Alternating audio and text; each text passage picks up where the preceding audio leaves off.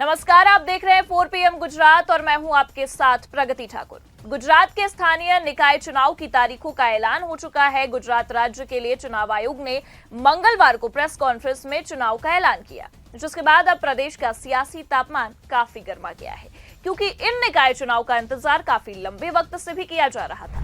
हर राजनीतिक दल इस चुनाव के इंतजार में बैठा था, इसलिए तारीखों का ऐलान होते ही अब राजनीतिक दल सक्रिय भी हो गए हैं। चुनाव आयोग ने जूनागढ़ नगर निगम और 66 नगर पालिका चुनाव का ऐलान किया।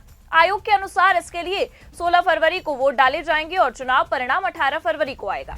आयोग की प्रेस कॉन्फ्रेंस के साथ ही राज्य में चुनाव वाले क्षेत्रों में आदर्श आचार संहिता प्रभाव में आ गई है। साथ ही चुनाव के लिए अब ज्यादा वक्त भी बाकी नहीं रह गया है। आयोग ने कहा, कुछ नगर पालिकाओं के सीमांकन के चलते चुनाव बाद में कराए जाएंगे। सीमांकन का काम संबंधित जिला कलेक्टरों द्वारा पूरा किया जा रहा है। चुनाव आयोग ने विधानसभा के बजट सत्र से पहले ही चुनाव संपन्न कराने का कार्यक्रम घोषित किया।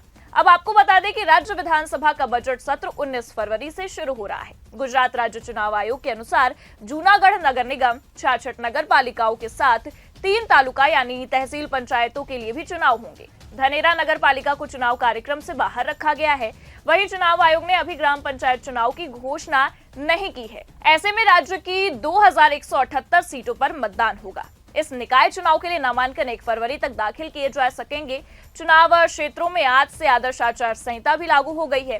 चुनाव आयोग ने जिन 3 तहसील पंचायत के चुनावों का ऐलान किया है, उनमें कठलाल, कपड़वंज और गांधीनगर शामिल है, जबकि सरदार पटेल के जन्म स्थान करमसद और आनंद महानगर पालिका में चुनाव नहीं होगा।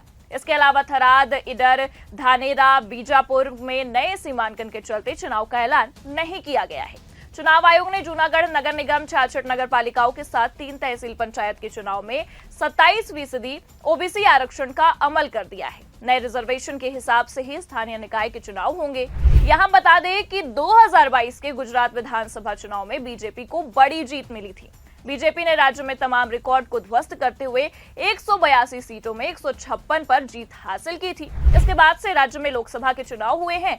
राज्य की 26 सीटों में बीजेपी ने 1 सीट निर्विरोध जीतते हुए कुल 25 सीटें जीती थी। बनासकांठा की सीट कांग्रेस को मिली थी। स्थानीय निकाय के चुनाव में बीजेपी, कांग्रेस और आप के अलग अलग लड़ने की उम्मीद है। फिलहाल निकाय चुनाव के ऐलान के साथ ही राजनीतिक दल अब एक्टिव मोड में आ गए हैं। बेशक लंबे वक्त से प्रदेश की सत्ता में रहने के चलते बीजेपी का पलड़ा इन निकाय चुनाव में भी भारी नजर आता है। वहीं मुख्यमंत्री भूपेंद्र पटेल की साख भी दांव पर लगी होगी, क्योंकि हाल ही में अपराध और कानून व्यवस्था को लेकर विपक्ष ने भूपेंद्र पटेल सरकार पर जमकर निशाना जो साधा है। ऐसे में निकाय चुनाव में ये मुद्दे कितना असर करते हैं, ये देखने वाली बात होगी। लेकिन कांग्रेस और आम आदमी पार्टी की दावेदारी को भी कमजोर नहीं आंका जा सकता है, क्योंकि आम आदमी पार्टी ने पिछले विधानसभा चुनाव में अपनी उपस्थिति अच्छे से दर्ज कराई थी। ऐसे में इस बार निकाय चुनाव में भी आपके प्रदर्शन पर सबकी निगाहें रहेंगी। तो वहीं कांग्रेस के लिए भी ये निकाय चुनाव काफी अहम होने वाला है।